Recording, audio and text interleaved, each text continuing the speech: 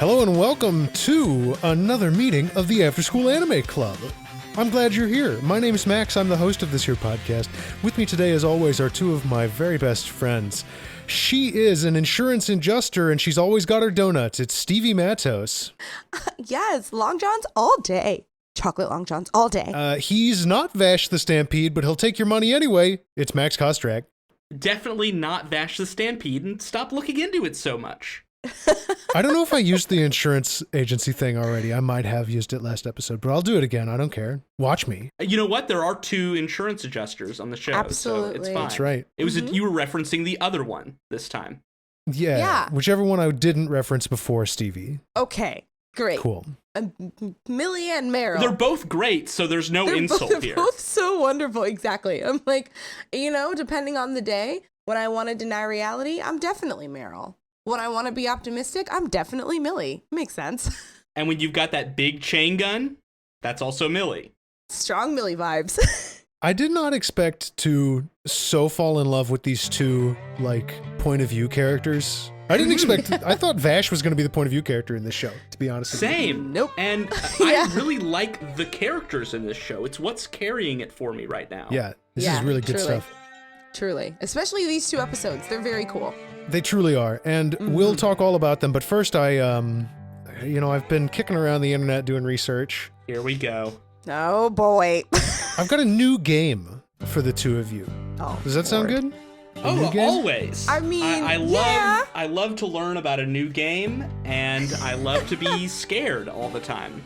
Oh, this one isn't very scary at all, except unless you're scared of clowns. It's Death Battle Dossier.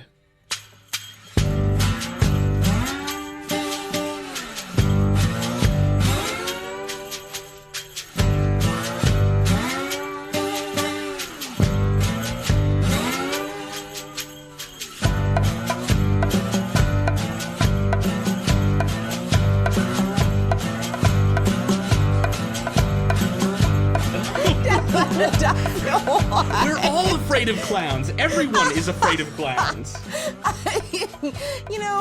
It's kind of like, look, I believe that there are some things about people that are true. Okay. Everyone's a little bit gay, and everybody's afraid of clowns. Just a little bit. Everyone's a little bit afraid of clowns. Everyone's a little bit gay. You can keep that kind of anti-clown propaganda off of this podcast. Thank you very much. I didn't say a lot. I said a little bit. I said a little bit. Okay. They'd be All right. surprising you're the one, okay? You're the one who's getting married to a clown sooner rather than later, so kind of sounds like an own goal to me. He's a good clown though. He can do he's a good magic clown. Okay. Yeah, he's a magic clown. All clowns are very good clowns, but he's a magic clown. So that's cool. Wait, no, hold on. Is he a clown that also does magic, or is he Correct. a magical clown with abilities that are supernatural? Well, honestly, it's a little bit of A and a little bit of B. He is in this is not a podcast about my partner. Yeah, no, he is a clown whose entire act is like a clown who does magic tricks. But we are pretty confident that he is part of the Fae, because as Chicagoans, he manages to always find a parking spot and less than a block away from his house. That's deep magic. I know. That is deep magic. He has literally got a pact with a god somewhere, because he never finds a parking spot. Stuff. No, he's magic. Here's the thing. Your fiance's list of powers is very long. And so is the list of powers that I generated for this game. This is called Death Battle Dossier. I went on a website that I find odious and hateful called the Versus Battle Wiki. What is this? Because you hinted at this, and if it's what I think it is, I'm mad. Wait, like Instagram versus? No, it's okay. It's we'll call it a collective fiction project. No. To categorize and sort all of the superhumans in film, television, video games, etc. The power scalers are at it again. My least favorite aspect of anime analysis. The hundreds upon hundreds of thousands of words written on this wiki scare the living daylights out of me. I'm gonna need these people to get hobbies. This is some people's whole lives.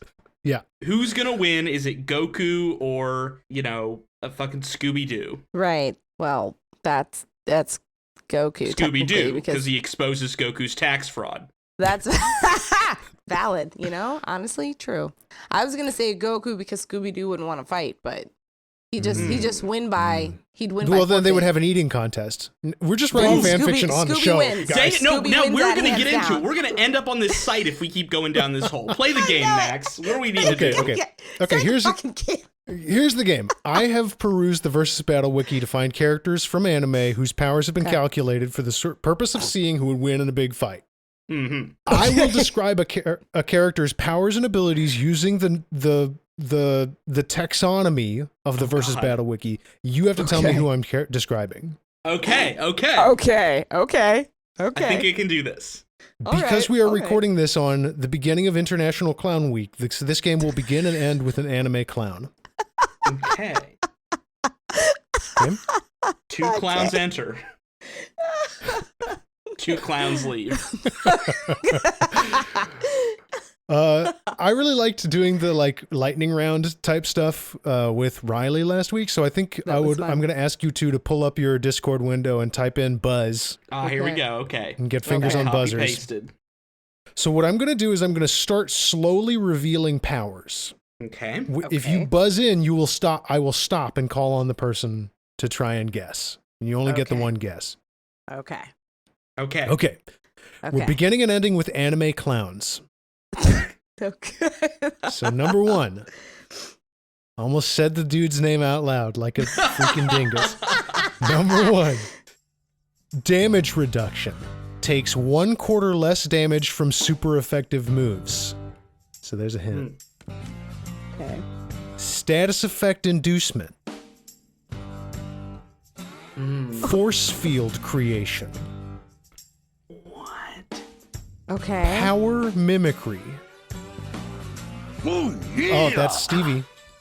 Is it Mr. Mime? It's Mr. Mime. Oh! He's an anime character. He is an anime character. Unfortunately, he's Ash's dad.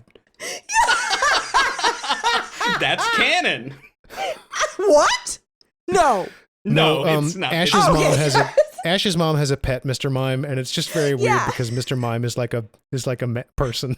Yeah, because Mr. Mime's look like little guys, just truly little guys who eats out of a bowl on the ground. It's really weird. It's really weird. Okay, number 2. This is not a clown, but this is from an anime that we have watched. Okay. Okay. Immortality.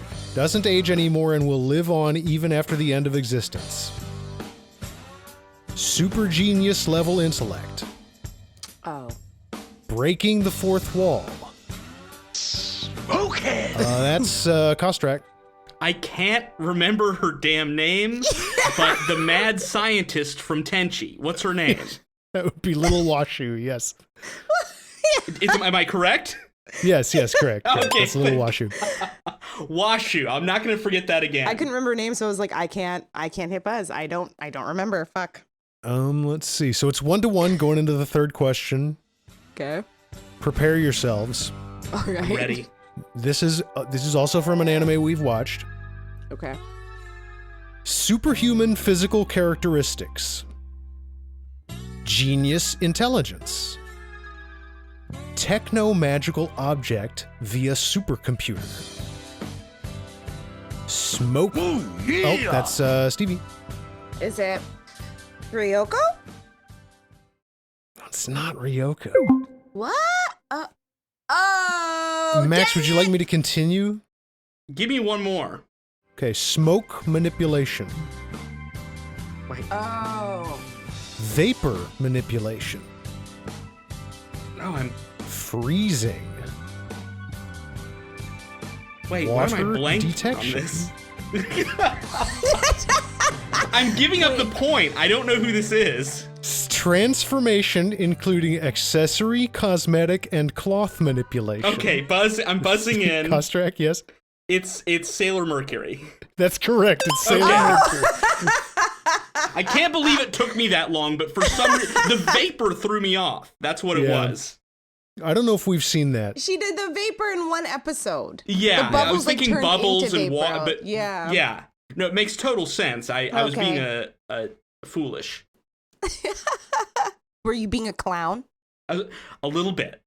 Okay. Always. 2-1 Kostrak going into number 4. Okay. Prepare yourselves. All right. Superhuman physical characteristics. You're going to hear this one a lot. Okay. Self-sustenance. Type 1. Can breathe in space and underwater just fine. Astral projection. Duplication. What? Regeneration. Intangibility. Flight. Okay. What? That's Kostrak. Is this Ryoko? This is Ryoko. Yes. I couldn't remember the cloning, but the intangibility, the breathing in space when she's over Tenchi, and Well, my thing was, I was like, wait, is this somebody we've seen, or is this like somebody we hadn't? So I wasn't sure. Oh, yeah. Sorry. Well, I apologize. The non-clowns are all from anime we have seen. Oh, okay. That helps. So that is Good the to know. rule governing my strange behavior. Got it. 3-1 Kostrak at the moment. Okay. Going into number 4. Prepare yourselves. Okay. Superhuman physical characteristics. I said number 4. It's actually number 5. Okay. True flight. True. High-level magic. Continuous beam barrage. Purification powers. What? Healing. Okay. Transformation. Shape-shifting with the use of a tool. I love these categories. Kostrak? No, that's Stevie buzzed. Oh, that was Stevie. Okay, sorry. Is it the Cabot? No, that's not Ryooki. Really good guess, though. Is that Ryooki? Oh, okay. I was like, okay. Good guess. Kostrak, do you want to steal? I have no more. Yeah, I'm gonna give the powers steal. trivia. Is it the old man wizard from Outlaw Star? No, it was Sailor Moon. That was all. Oh my! What? That was Usagi Tsukino, folks. I really thought shapeshifting with the use of a tool would. Well, I think the see, shape that's the shifting reason- threw me off, but it's more of disguised self. Okay. Yeah, okay. the reason why I thought it was Ryooki is because you said shapeshifting with the use of a tool, because I was thinking Ryooki turns into the spaceship Ryooki when Ryoko's like jewels command them to. That's a That's good. why I thought That would. Sorry. So yes, it's my first try. Yeah, you're It's doing a your new best. game. So Yeah, it's a new so everybody game. just get off my back. I'm just kidding about that. Okay, this is our last one, and it is the final clown. The final clown down. Count clown. Damn, the final Koshak clown. got these hands. Whew. Okay. Superhuman physical characteristics. Genius intelligence. Enhanced senses. Master hand-to-hand combatant. Acrobatics. Enhanced fear manipulation. What? Weapon mastery playing cards. Oh. Transmutation and adhesive manipulation. I don't. Walking on walls. I don't know. Attack reflection. Limited illusion creation. What? Stealth mastery. You're making these up. No, I'm not. That's all I got for you, though. What was the don't last know. one again? A stealth mastery, but I want to highlight weapon mastery playing cards, Yeah. as well as transmutation and adhesive manipulation. Adhesive manipulation. I Kostrak. yeah, I don't know. I mean, you could argue that he's a clown. Is it Gambit? It's not Gambit. This was, in fact, an anime character. Okay. I have no idea who uses cards. The only thing I can think of is a character from Yu-Gi-Oh, but I'm not familiar with Yu-Gi-Oh enough to know any of the characters in it. It is not from Yu-Gi-Oh. Okay. You'd be looking to a shonen combat anime created. I think I know who this is, but I don't know their name. I don't know it at all. It's from the anime Hunter x Hunter. Yep. Okay, yeah. That's what I was thinking. That guy. I've never seen it. Farts. Okay. Well, this is Hisoka Moro from Hunter x Hunter. I have seen him, and he looks like a real son of a gun. He's great. I love Hisoka. He's very, very scary and evil. And very cool to watch on the TV screen. I like this game. That was fun. Kostrak is the winner. Yeah. Congrats, Kostrak. You did a good job. Great job. Thanks. Good job. Thank you for playing this game with me. I was a little surprised you didn't throw in a classic Buggy the Clown for me. I knew that would be too easy. Little too easy, I thought. Too easy. So I swung the pendulum way too hard. I'm very proud of getting Mr. Mime. That was a good pull. I'm proud of you, Stevie, for Mr. Mime. Mr. Mime is proud of you, too. Thanks, just Mr. because Mime. I'm not your real dad doesn't mean you can't call me dad, you know? I don't want to be a dad. I just want to be friends. Woo-wee. All right. Let's talk about anime, right? Does that sound good? Let's do it. We watched 2 episodes of Trigun, and I think we enjoyed them. I had a grand old time. Mm-hmm. Well, that's great to hear. So, of course, if you were there with us, you watched them too. Two episodes of Trigun, 3 and 4, and this is what happened.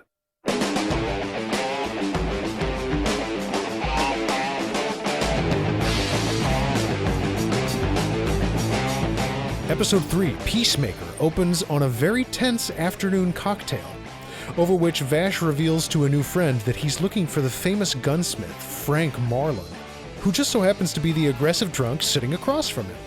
Later that night, we learn that Frank never works on guns anymore, because his family was killed by a gun that he made.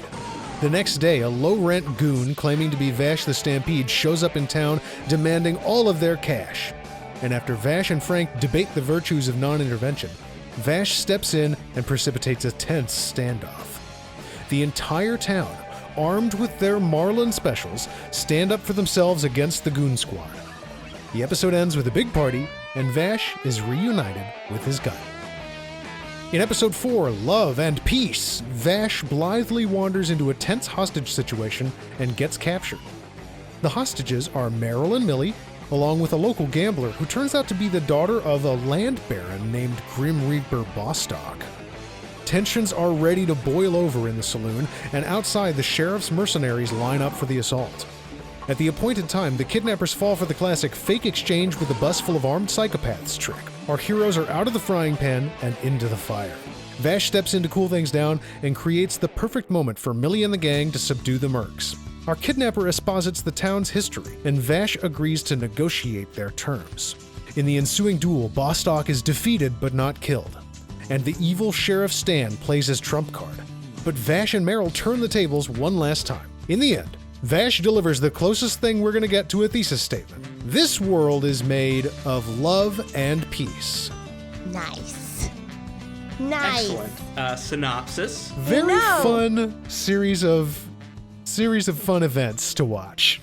Yeah. We get to see Vash actually kind of like fight. I put quotes around fight because he doesn't actually like ever like well, he does calmly break somebody's neck, which I was like, whoa. But he steps into a conflict instead of avoids them in both of these episodes, which was pretty cool to see. Yeah, this feels both of these episodes were their own little almost self-contained stories, which I know is a big part of Trigun, and I think I enjoyed both of them quite a bit. I think I really liked that first one with what was his name? Frank. Frank Marlin. Yeah.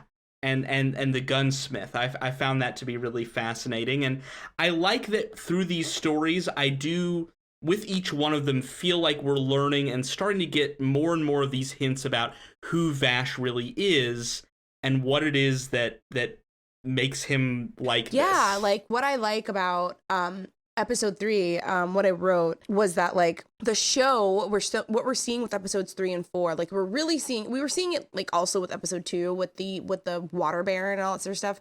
But like I love how Trigun it's about Vash the Stampede, but it's actually also about how Vash the Stampede affects and is affected by the people of the world he's on.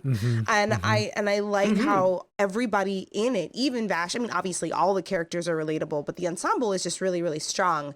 And I like how it's set up, the story is always set up that Vash leaves with more than that he came with, and the people also leave with more than what Vash came with too, you know, which I think is really cool. You know, because it shows you more about who Vash is and what he strives for just through his actions, which I really like. Same. And again, at odds with this like killer awful reputation that he seems to have. And like the comedy that comes out of this, the fact that the insurance people will not believe that he is Vash because he is the way that he is. The opening of episode 3 is my favorite because Meryl is literally like, I will not believe that Vash the Stampede is Vash the Stampede until I see Vash the Stampede. And then Millie's like, hey, Vash. And Meryl's like, nope, that's still not Vash. Like, just dead ass rejects reality for the sake of her own like personal narrative. I was like, you better compartmentalize the hell out of that, baby. She literally says to Millie, he waved at you because you waved at him. Anyone would have done that. When Millie specifically went, hi, Vash, and he said, oh, hello. You're right. Just constructing our own realities here. Completely in denial about this. Super in denial. It's really funny to me. I found that hilarious because she started doing it in like episode, I think she started doing it in episode 1, truly. She started doing it at the beginning and she just won't, it's like this long bit that she will not drop, which I find to be very funny. I do wonder how long they can I was just about to say is this the whole show of her not realizing that this is actually Vash the Stampede? Oh man. So I want to talk about how great the voice actor for Frank is. Like real quick, especially at the beginning of episode 3, because we're all actors, have been actors, act in some capacity on this podcast. Not on the podcast, but in general. But to be drunk is really hard. Yeah. There was coherent. Go ahead. And coherent. I understood every word he said. Okay, I'm proud of you because there was one point where he said something and he was absolutely unintelligible. I can't remember the point, but he slurred really bad and I was like, what? What did you, Frank, my dude? But no, he is wonderfully coherent 99% of the time to my ear, 100% of the time to Newland's. Amazing. Yeah, kudos to him. I mean, that's tough to do. That is real serious skill, and I'm certain that took some time to really get right. Now, that voice is used while Frank sort of drunkenly assaults Vash at the beginning of this episode. That was very weird. And it goes on a little too long for my like he starts like asking Vash for a drink and then he latches onto him to the point where his legs are wrapped all the way around Vash, who is like scrambling and trying to get away and being like, no, stop this. And a crowd is just the crowd forms. Now that's kind of funny that a crowd forms to watch this. And also that Meryl and Millie happen to be walking by, and Millie's like, "We should really help," and Meryl says it's none of our business, and Vash is audibly shouting, "Insurance girls, please help me! Help me!" I was like, "Damn, the bystander effect is so real. Look at it in action, right there." I was just like, dang, I saw that and I was like, I agree. I felt like it went on a little too long for me, but it was because it was just more like, okay, well, where do we go from here? From a comedy standpoint? Yeah, I was like, what is this? It was funny, like the first, like when he finally like glomped him completely, man, glomp. Do the kids glomp anymore? I don't know if the kids still glomp. This is an anime podcast. We're going to have to talk about glomping at some point. Your kids... to the kids glomp. This is that era, actually. Yeah, oh, it is. It is. Hell yeah. But like, I was like, okay, a good glomp. But then it was like, it didn't go like anywhere else. And I was expecting like maybe like a peeling out of the person, out of Frank, but it didn't happen. But it was okay. No, jump cut to Vash buying him a drink. Yeah. Yeah. Oh my gosh. He agreed to it. On the subject of drinks, I like how all of Kentucky bourbon just managed to make it into space. Mm-hmm. or after the apocalypse or whatever the fuck is happening. Yeah, again, no idea what the setting is. I know.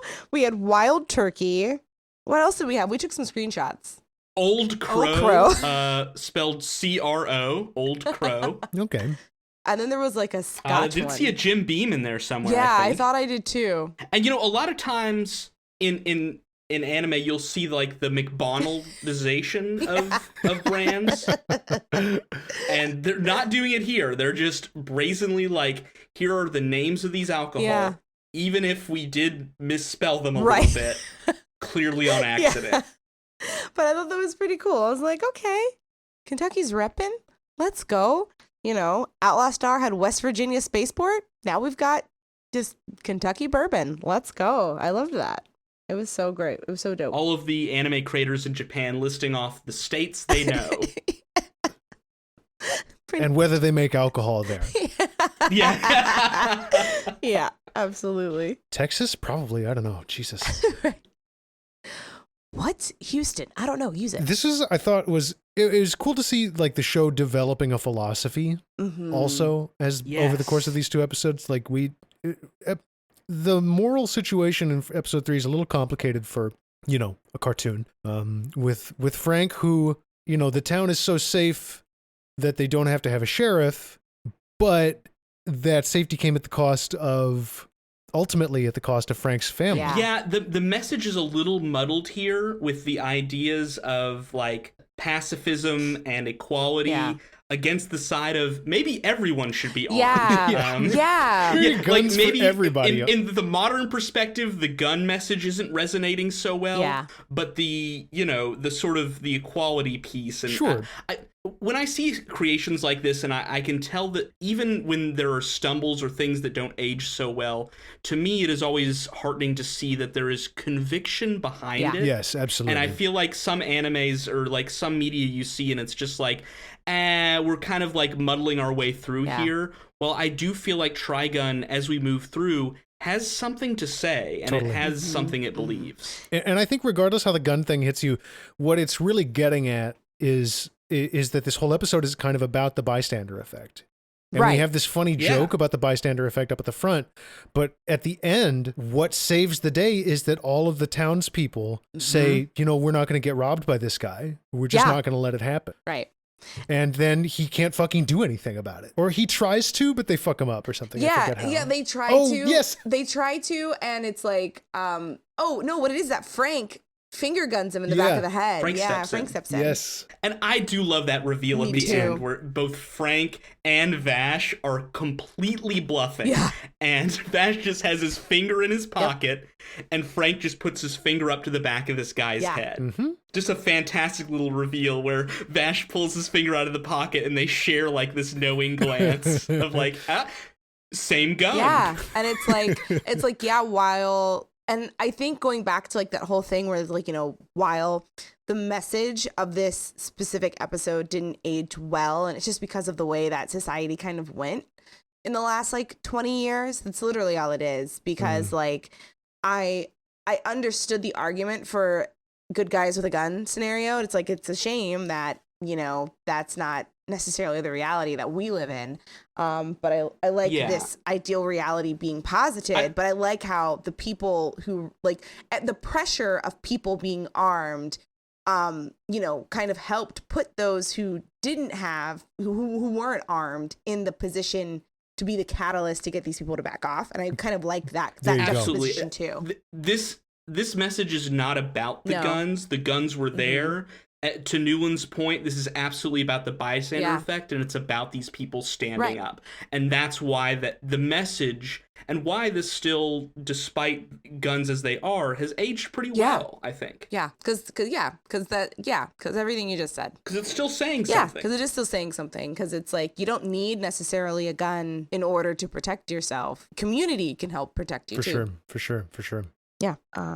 Let's talk about Vash's shoe knife. Oh, real quick. yes. This shows up in both episodes. Didn't show up before. No. Very cool, I love right? it. I love it. useful. Everyone should have a knife that pops out of the tip of your I shoe. also love how when he busted the flat tire, they all acted like they had been simultaneously been punched in the diaphragm. They were all just like, like they were. It did kind of completely fuck their like, plan it immediately. did. Like all the money was in They there. were so upset. They did not have another car. No, it did not.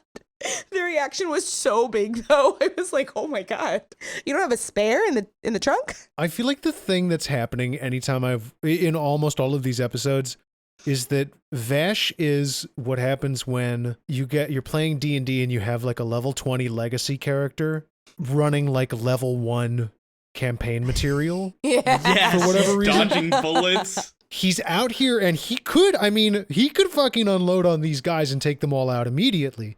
But he's just challenging himself to use the fewest number of in-game actions possible to resolve every situation. Yeah. And just do the rest by like inserting himself strategically.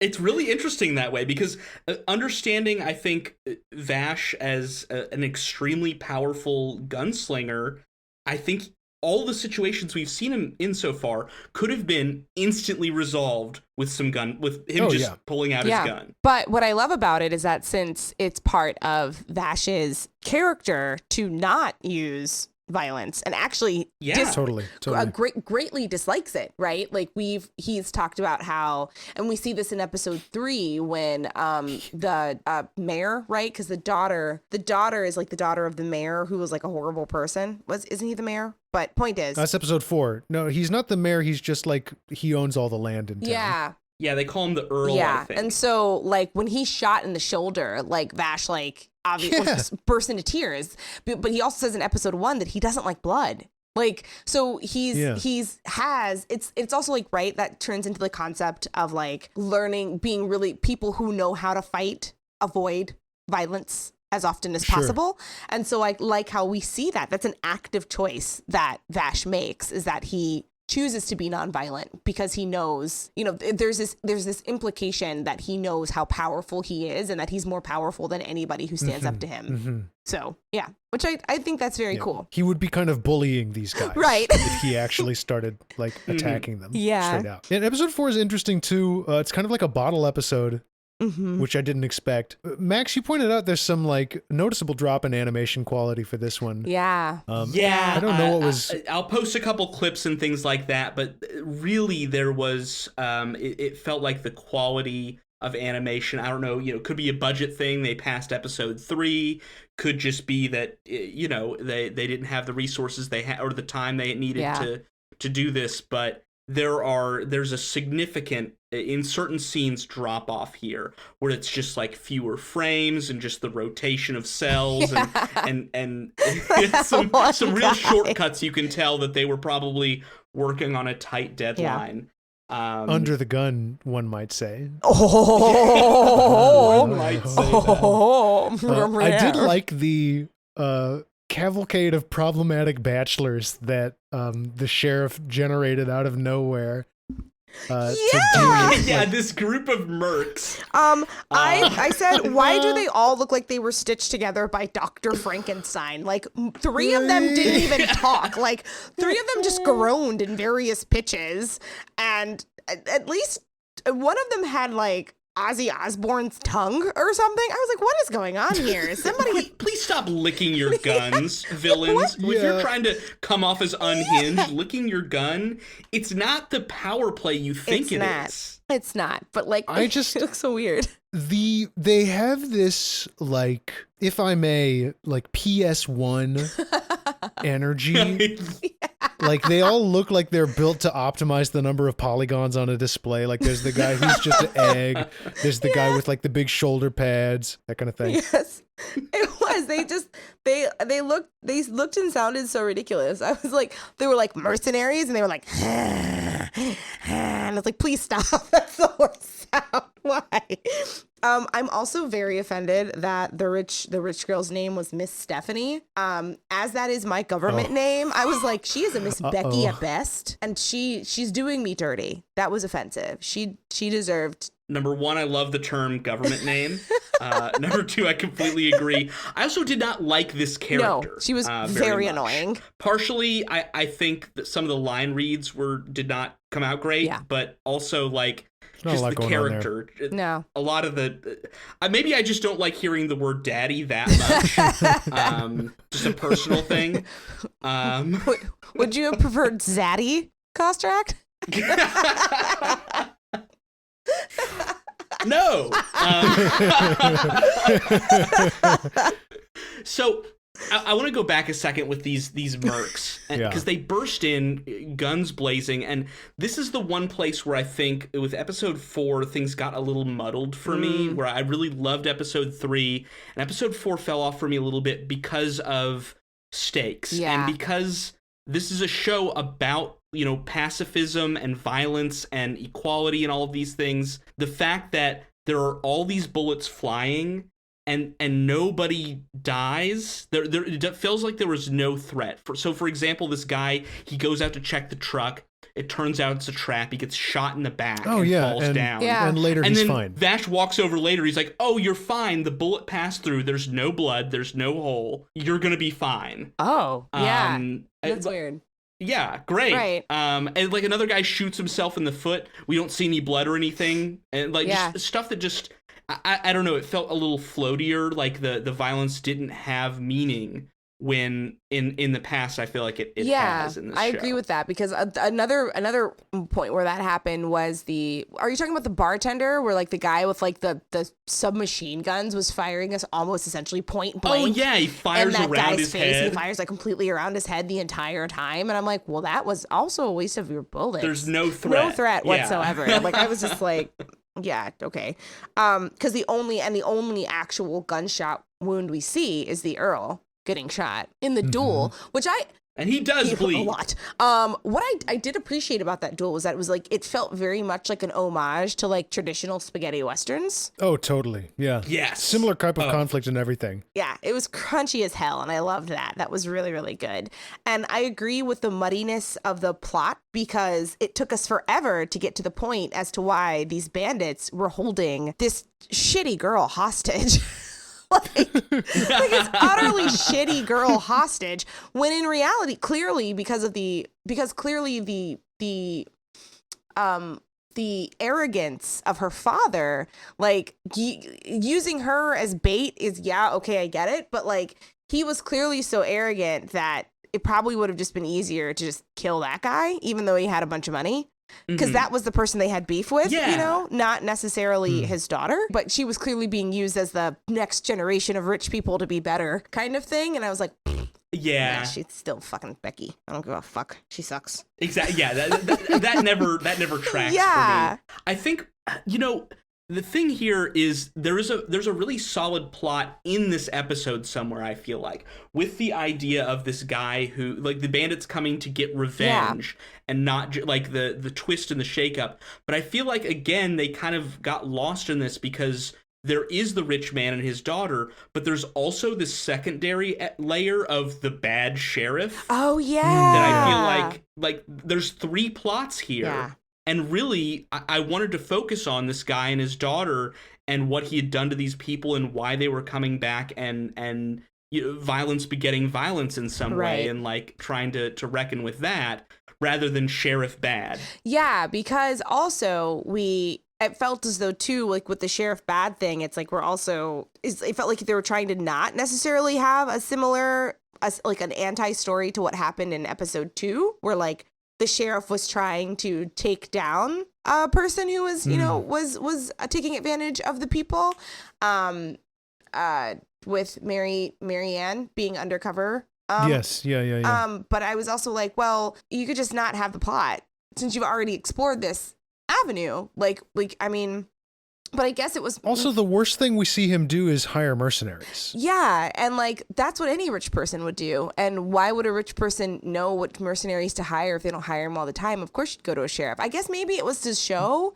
Now that I'm talking it out loud, because I'm just speaking in absolute draft here. That's all I ever do. Is I don't think before I thinking in this economy. Not on a podcast, no, surely. Absolutely not. That's not what podcasts are for. See all of the white dudes with podcasts. No thinking involved. But no, I think that he was probably meant to be this like archetype of somebody propping up bad people in power, like willingly propping up bad people in power. Yeah. But because he wasn't fleshed out enough and we didn't see how he was trying to gain or keep that proximity to power, like there was moments in the dialogue where it was kind of like I could kind of tell, like I was like, okay, maybe that's the point, but he had too much focus to like it was like he wanted to, like it was like the writers wanted him to not be in that trope, but that was his purpose, like that's why he was there, but they gave him too much stuff and it detracted from the actual plot, which was, you know, violence begets violence and the cycle has to be broken by following by the next generation kind of thing. Really classic hat on a hat problem. Yeah. You know, and the hats are good generally on Trigun. I think this year, if you're doing your classic Old West send up, know when to stop putting hats on hats. Is the object lesson here. Yeah. And again, I don't think this episode 4 was bad or anything. No. I think it was just, as I said, much muddier than 1, 2, and 3, which made it such a surprise. And I think why I've put such a focus on it. But the show is trying stuff and I'm enjoying it. And I really do love these characters. I mean, I want to see more of Vash and Millie and everybody. Yes. The voice actress who plays Meryl is one. I like to look up. I love to look this stuff up. The website I use behind the voice actors is basically like IMDb specifically for animation. The voice actress who plays Meryl, Dorothy Fawn, is one of the few people on this show who's still working like really, really consistently. I wouldn't say few people, but like of the main cast. Ooh. Well, Johnny Young Bosch is here too. So what am I talking about? Say, drop some of the credits. Fire Emblem Warriors 3 Hopes. She plays Mercedes von Martritz. I don't know if you guys are Fire Emblem heads. No. Not this guy. No. She plays a character called Kie Kamado in Demon Slayer. Okay. She's in The Somnium Files, which is a pretty popular game. Ooh. 7 Deadly Sins. Who was she in Margaret 7 Deadly Lioness. Sins? Well, there you go. Oh my God, she was in Tenchi Muyo. Okay, well, put it on the list. Here's the rest of the episode. There it There is. you go. Oh my God, she's a Danganronpa. Oh. And JoJo's as well. What? Okay. She better work. Yeah, she is working. Unfortunately, Millie, the actress who plays Millie, is not as active anymore. Oh. Johnny Young Bosch, though, I'm sure he's still kicking around. All day, every day. Oh yeah, he's still kicking around. What a voice Vash Right? has too. I feel it really captures the Bugs Bunny, Yeah. like the goofy, True. just sort of like I'm bumbling about, telling jokes, and now I'm drunk. I've got a tie around my head, and now I'm very serious. The shape of my face has changed, and I'm holding a gun. Right? Yep.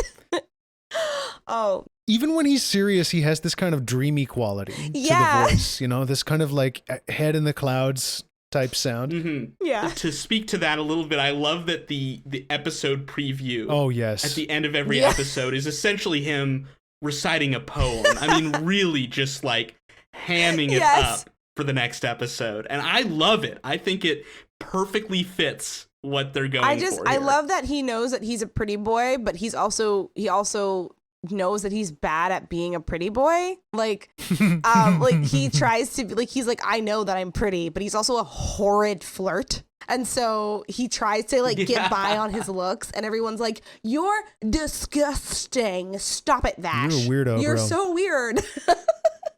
Why are you hot and weird in the bad way, in the cringe way? You're hot and cringe. Stop. That's a bad combo. Bad combo. You should feel bad. Yeah. Y'all. Also, stop trying to look up people's skirts. All the That time. sucks. Stop trying to look at people's What skirts. was up with that? Calm down, bud. Yeah. We were all disappointed by him in that moment. We're trying to sympathize with you as a We character. really are. And you're being a lecherous, grossy, gross. Stop it. No. The one other thing, and this is like the smallest thing ever, but it was because I was like kind of doing two things at once when I was watching these and taking notes. But the thing that just stuck out to me in both of these episodes was the unit of measurement.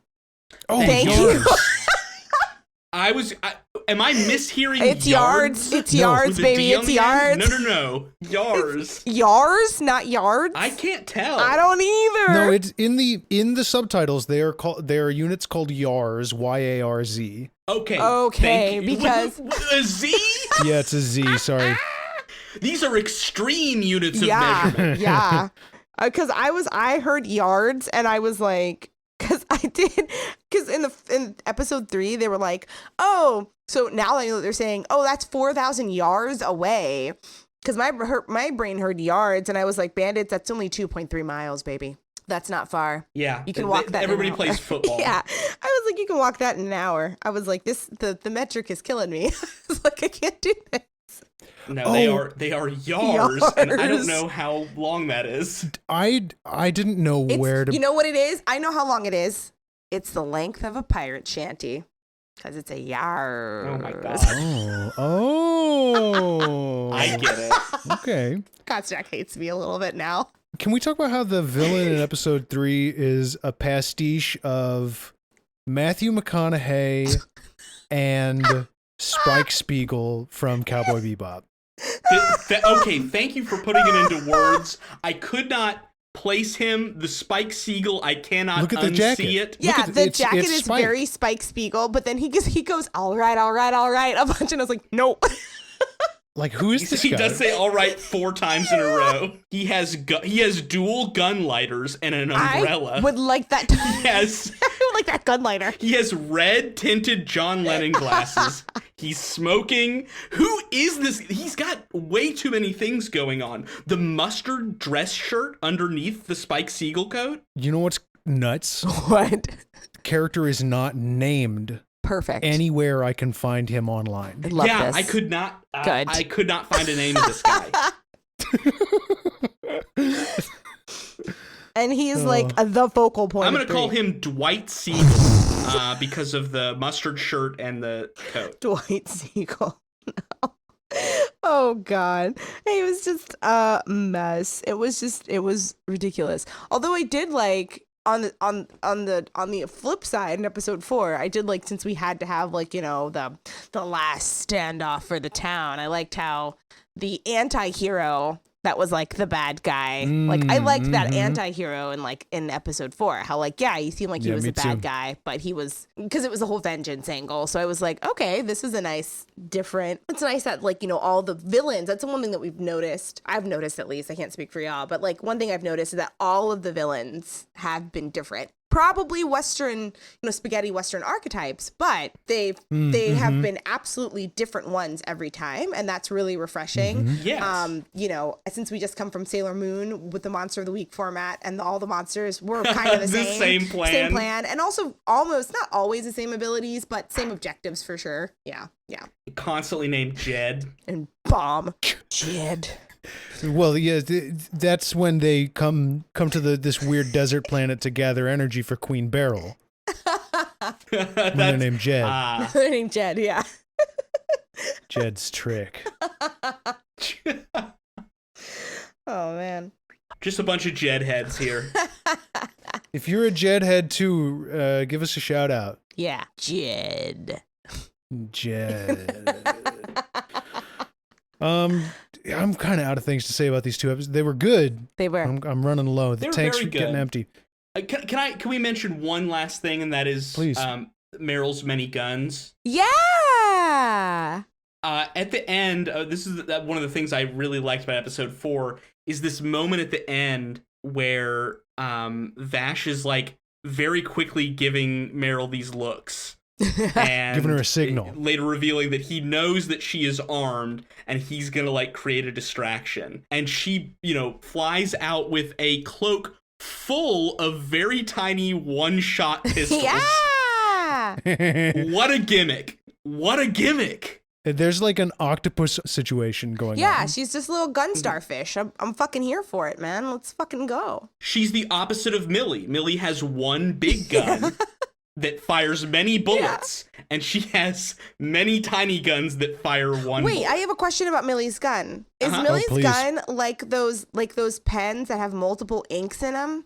Because Okay, yeah, she does shoot some she weird like bullets. shoots different things. Because she has like some bullets, but then she has like the restraint, the things that like expand and like grab people, which I thought was very cool. I liked that a lot. I did like that too. Mhm. Yeah. Creative weaponry in anime. I'm here for it. I love Shout it. out. I might have asked this last time, but are these standard issue for insurance agents? I mean, it's the Wild Wild West. like, are they allowed to have these?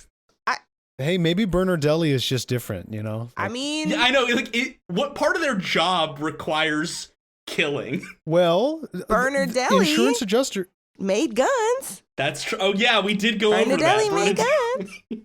And insurance adjusters are famously one of the many character archetypes that you'll see getting involved in all kinds of violence in noir stories and sometimes in Yeah. Western stories. But like Yeah. a lot of the famous noir characters are insurance adjusters, as well as, you know, investigators and that sort of thing. That's true. That's true. Follow the money. Mm-hmm. Follow the freaking money, folks. We're gonna bust this. We're gonna bust this show wide open. Yeah, there we go. Blow up this popsicle stand. I guess next week we're just going to continue our nice leisurely stroll through Trigun. Yeah. Yeah, 5 and 6. let's Let's do do it. it. That'll get us up to episode 12 Wow. of Afterschool Anime Club. And if you'll permit me, I was thinking we could let the listener in on some plans for the future here. Yes, Yeah. We all discussed turning the show into a kind of seasonally produced affair, which I think is a really good idea in terms of, you know, sustainability. And I was talking with some other folks on the network who are doing that same exact kind of thing. I think after we do this round of Trigun, let's take one more anime and do 3 episodes. We'll call that a 15-episode season, and we can wrap up with a discussion on, you know, how far we've come, what we've watched in general, that kind of thing. Yeah. because I think that the chance for us to chew through some of these and talk about the era and the impact of these and how they relate to one another, I feel like there is a lot to discuss there that we do need a solid episode to really chew into. I agree. Oh, yeah. I haven't thought too much about what comes after Trigun. I know we've been bouncing a lot of ideas around, like Gundam Wing. I think Yeah. I don't want to return to a series in Not the yet. same season we debuted. So as much as I'd like to return to Tenchi, we'll get back to that later. Yeah. So, you know, if you're listening to this, it's too late to request what the next anime is. But, you know, maybe if I psychically put out there that I'd like you to get in touch about it, you'll do it. We'll see. I'm trying to Anticipate our needs. I'm trying to think if Yes. there's like something from this time period. There's a genre that we haven't like done yet, because we've done Magical Girl. We've done now 2 space westerns. We've done a harem. I'm trying to think what else we haven't touched, because my DGen mine was immediately like Escaflowne, and I'm like, girl, that's a mech in space. Mechas. Yeah, it's true. We've done space, but we've not done a true That's mecha true. yet. Is it time for Gundam Wing? Do you want to do Gundam Wing, Kostrak? Sound off in I've the never chat. watched Gundam Wing, man. and I know it's very Is good. it, or I'd is be it just? fucking- It's really It's an melodramatic. excuse for me to watch a very good It anime. is. It's very good. I would go back and watch it to see what I thought as like little me, like what she thought was like serious anime, because I bet you it's melodramatic as hell, you know? Like I bet you it's so Yeah, fucking yeah, melodramatic now. And maybe it is. Maybe I don't. That's the gift that we give to Yeah, ourselves. maybe. I mean, also it's about child soldiers, so maybe it's not that melodramatic. So One of the main characters from Gundam Wing was, last thing I'll say, was listed under famous anime clowns during the search that I did prior to this episode. oh right, that's right. There's a yes, clown? Troa is in fact a clown. Yeah, Troa Barton. He is found literally in a he is circus. a clown. Yes, he's literally a clown. Yes. Huh. Why are there so many anime clowns? Clowns are great. I love clowns. Send them in. Send in the clowns. Yeah, send them in. Send them on Come in. on in, clowns. Just come on down. Bunch of funny guys who clowns. like I to make hate you to laugh. break it to you all, but they're already here. Welcome to the Anime Club. Okay. All right, I'm going to do the ending bit. Okay. Ding dong.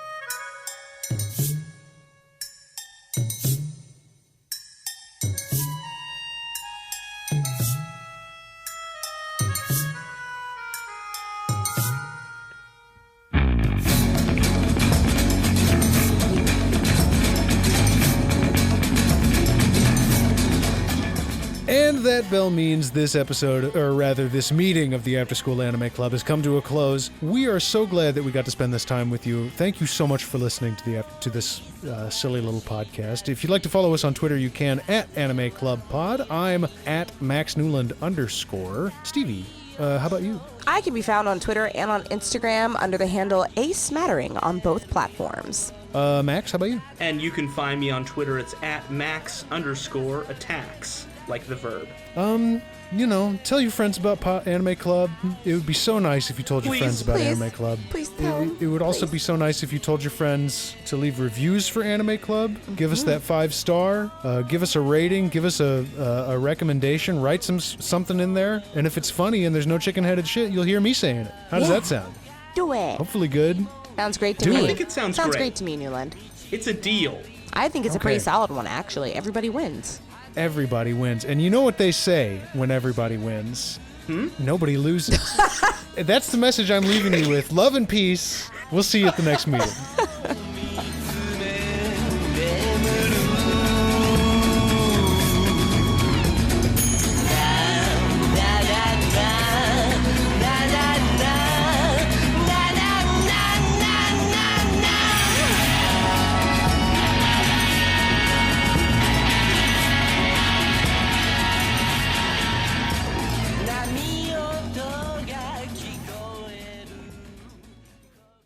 You know, Tony, What's up, Roma?